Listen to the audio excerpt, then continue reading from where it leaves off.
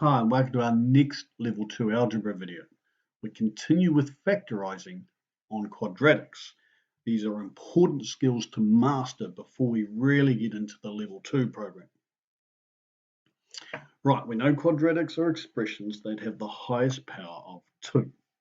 And what we're learning is to take quadratics that are already expanded and put them back into factored form. Right, let's get into our first example. Factorise 4x squared plus 32x plus 48. So, hopefully you've realised that the 4, the 32 and the 48 can all be divided by 4. So we're going to take 4 out the front as a common factor first. That leaves us with x squared plus 8x plus 12. 4 times x squared is 4x squared. 4 times 8x is 32x. And 4 times 12 is 48.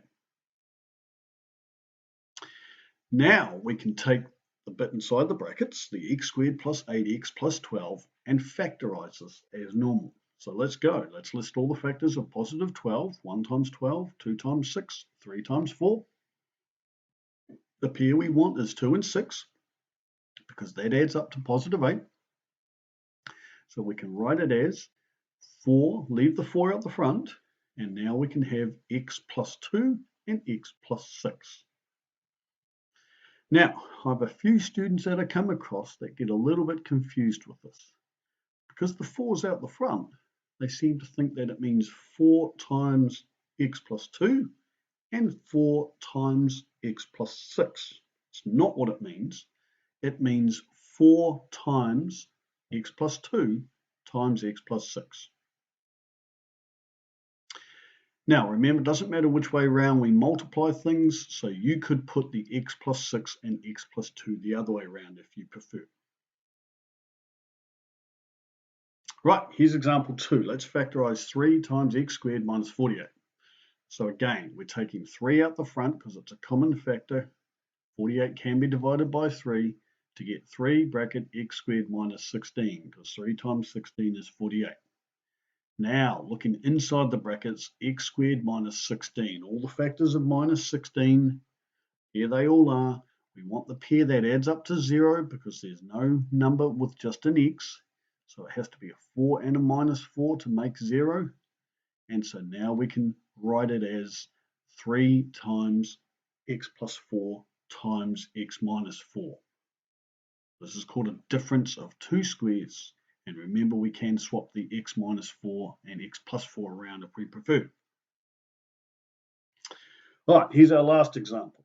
Let's factorise 10x squared plus 3x minus 4.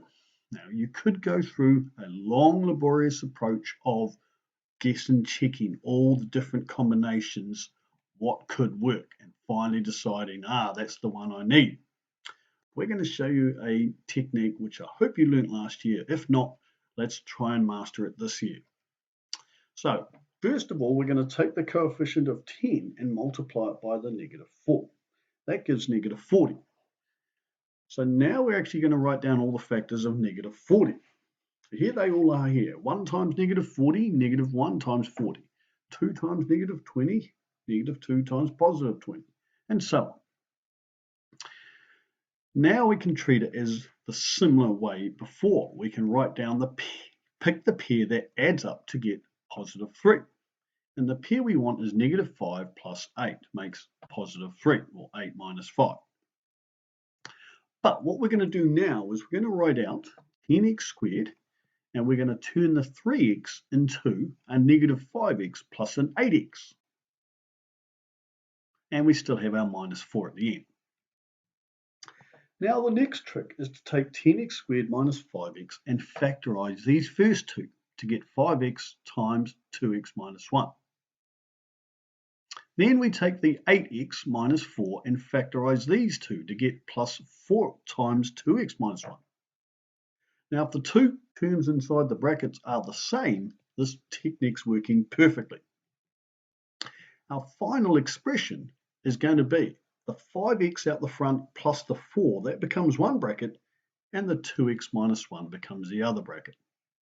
Or we could swap brackets around if we prefer. Pretty cool technique. Right, thanks for watching.